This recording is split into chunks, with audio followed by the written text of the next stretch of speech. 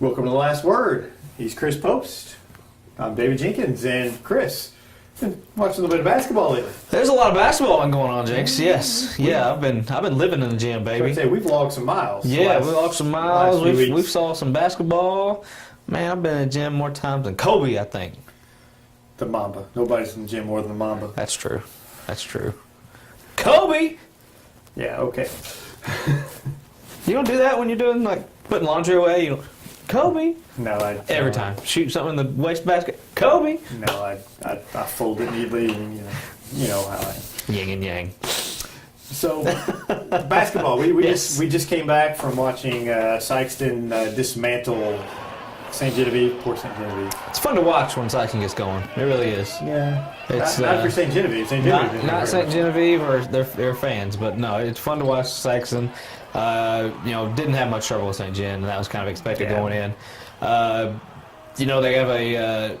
the real game. I hate to say it, I hate to be that way, but a real tough, very fun game. I think it's going to be up this Saturday against Parkway West. They held on against Lutheran South. That'd be Lutheran South. Lutheran South, and it's a little late. Held on against Lutheran South, have a close game. They pulled that one out, and that's a game where a lot of people I'm sure around here probably just hadn't heard a lot of Parkway West. They're definitely a team that's working with in Class 4. I know people well, Vashon. They won too. They beat Riverview Gardens. You still have them, and I believe Helias beat Borgia, I believe, tonight. So there's a few of those teams that we all kind of know. But for Sykeston, next up is Parkway West. I don't know too much about their details, but I know they're a very good team. Yeah, they beat Jennings by 12. Sykeston beat Jennings by 9. That's kind of a common opponent. They beat Cape Central by like 10 or so, something like that. So obviously it's a very comparable team to Sykeston. It should be a even matchup. They've got some size, which sometimes gives Sykeston some problems. So they'll have to deal with that. But it should be a good game, unlike tonight. From what I hear, Parkway West is a very slow, deliberate team. They're going to control the tempo. They're not going to go too fast. But Sykeston needs to do the opposite. They need to get them in transition. They need to make them go. If they do that, they got a good shot. Right. From what I hear, they're a lot like Cape, a little bit bigger. They're a lot like Cape. They have some ball handlers that can, kind of handle the press. But I think their main guys are their big kids underneath. The 6'8" kid, I think, is going to UMSL, if I'm not mistaken. He's a good player, and like I said, some good little guards that can handle the ball. And I think, like I said, Sykes is definitely going to have to control the tempo. Yeah. That's definitely going to be they're going to have to get up and down and cause some turnovers, get some easy baskets, because we've seen them years and years up at Farmington, and they never really seem to shoot the ball really well up there. It's a tough gym. It's a tough gym to shoot in. It is. It's a real tough gym, and it's so you really can't depend on your shooting, which they do a lot. So you're going to have to get some turnovers, get some easy baskets. That really puts the pressure on that defense to do that, because if you're not shooting, you got to get out and do. I think when Sykeston is playing their best is when they're creating turnovers and getting in transition. It's not when they're spotting it for threes, in my opinion. Right. That's their bread and butter still that defense, and when those create the 3-point opportunities for Sykeston, and if they can do that. I like their shot because they can beat just about anybody if they're doing that well. Now the key is, can they do that against Parkway West, who's been a team that's been known throughout. You look at their scores, and they're not going to play fast. They're going to kind of control the tempo, hold the ball, and work patiently on their offense. Right. And that's a team that kind of like Cape Central is kind of giving Sykeston a little bit of problems. And they're a tested team too. They played a lot of good teams up there. So they're not going to be coming in. St. Genevieve kind of came in, and they hadn't really been tested and faced the Sykeston. Parkway West going to have faced several teams like Sykeston, so they're going to be ready to go, and it's going to be I think it's going to be a down to the wire game up there, and which it should be. If it's a state quarterfinal game, it should be a game that goes down to the wire. Hopefully the lights stay on. Yeah, let's talk a little bit about that. Caruthersville playing Whitfield in the Class 3 quarterfinal. 30 seconds left in the game. Whitfield's up 53-51. And Here comes a rebound off the rim, and Wish we could No have more Charlie lights. turn the lights out on. That'd us been right awesome. That would be yeah, sweet. yeah.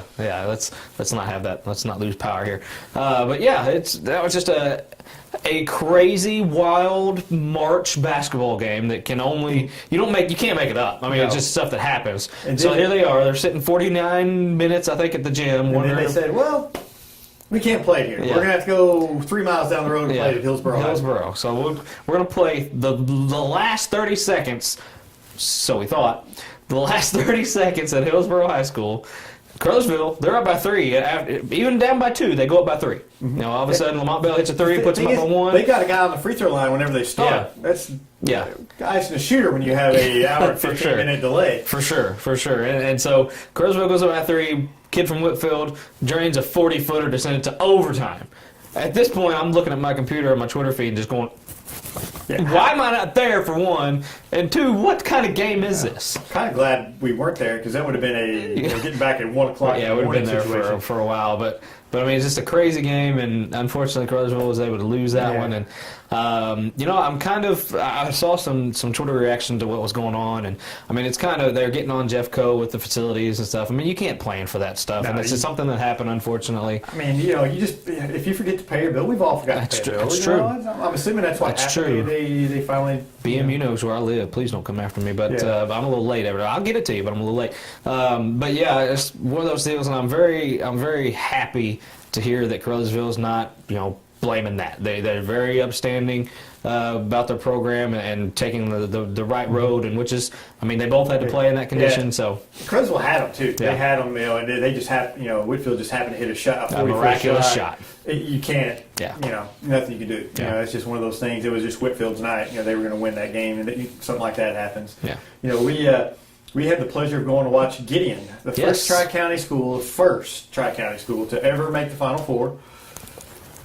That's a pretty impressive deal, and Gideon It was is. excited about it, as well as should be. And they've got a chance to do something in Class 1. They play Walnut Grove to start it off, and Walnut Grove, they've got a sophomore, Logan Thomason, there you go. who averaged 23 and 6. There you go. He's Gonna have steel trap, baby. Could have to deal with them, and Gideon's got. I've been saying the last couple of weeks. They've got a team. They've kind of got all the pieces there. They could easily. I could see them winning it. I agree. The first time I saw him play was Saturday up at Van Buren against School of the Ozarks. They got their big kid. They got some other big kids surrounding him. Guard play just wasn't maybe as strong. And when you get up at Mizzou, it has to be. Yeah, you got to have that guard play to do much. And I think it's there.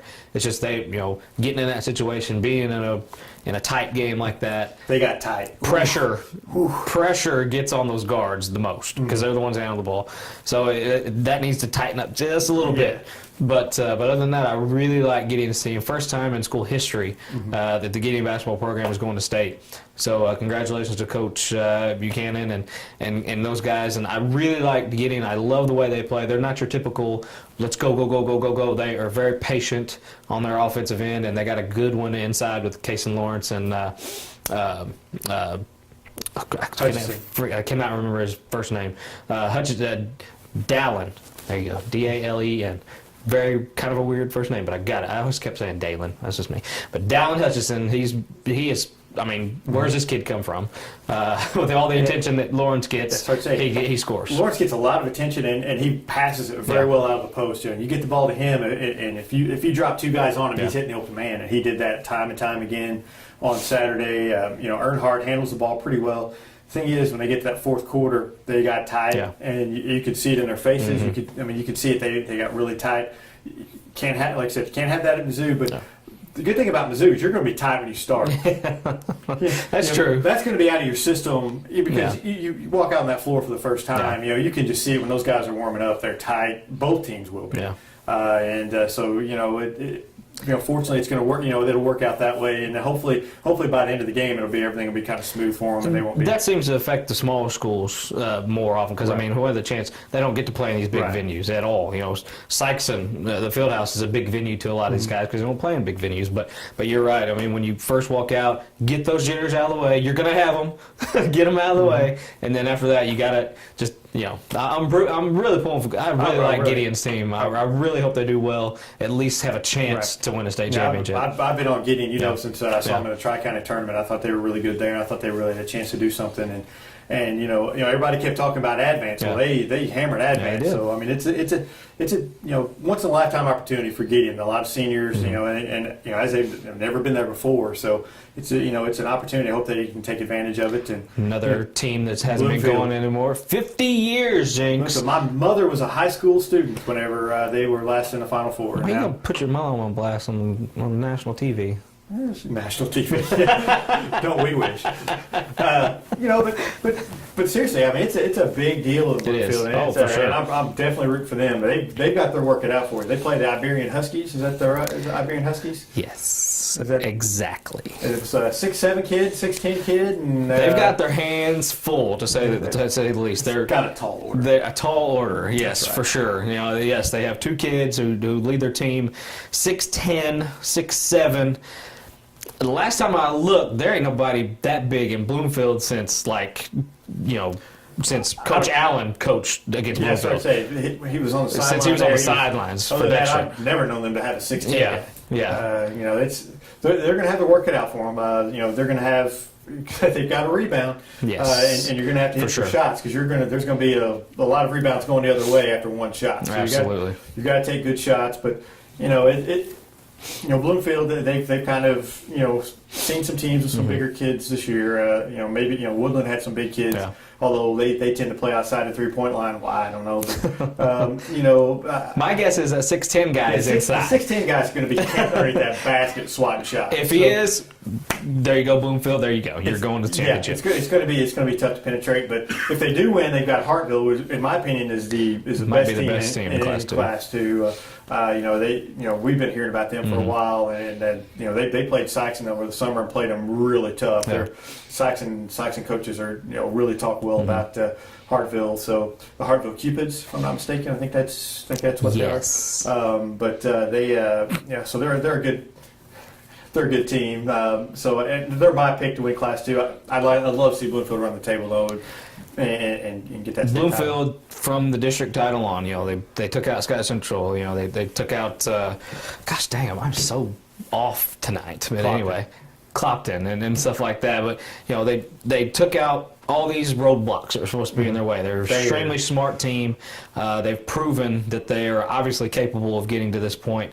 They've proven they're a very smart team, and it's going to be close because that's just their game. So they keep it low scoring, and from the looks of it, it looked like Iberia does too. So it should be one of those slow. It should be to Bloomfield's pace. Right. They just have to hit their shots. All Bloomfield has to do is just keep it close and see what happens in the fourth quarter. Just keep it close and then do that in all situations. You got the girls. You have Naylor and Neelyville both there. We don't know much about them, but Saxony's going back. Saxony's there. We know a little bit about Saxony. This took out their arch nemesis. This is their year. Yeah. Park Hill Central were the defending state champs. They took them out. So Naylor, they've been there before. They've got a bunch of tall girls. Yeah. We saw them. They got 3 girls about 6 foot. I don't know where Naylor gets these girls, but they're growing big over there. But they're going to have good guard play too to get the ball to those girls. But they hung on and won on beat Bunker. And then Neelyville finally makes it to the Final Four.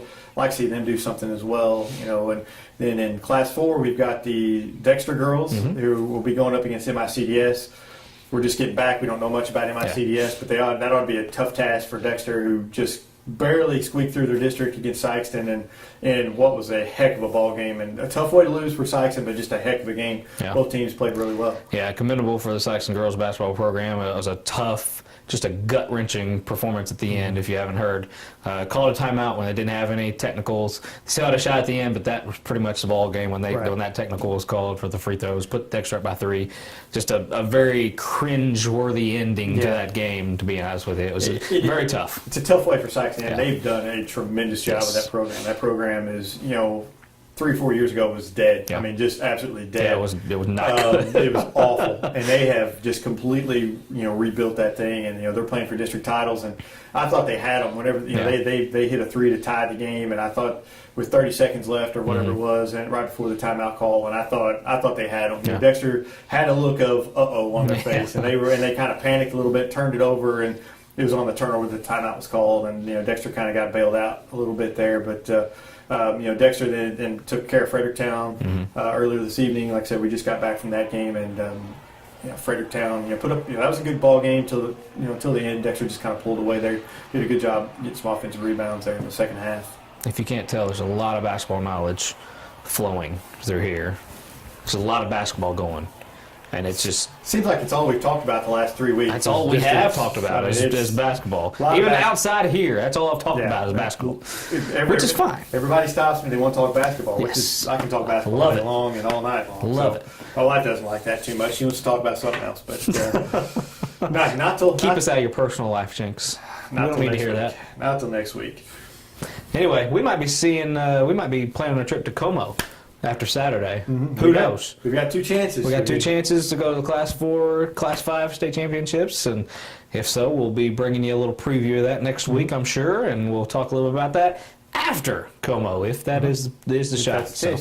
Otherwise, we'll good luck to Gideon, Bloomfield, and everybody else who's up there this weekend, and we'll see you guys next week. Go bring home some hardware. On the last word. Go do it now.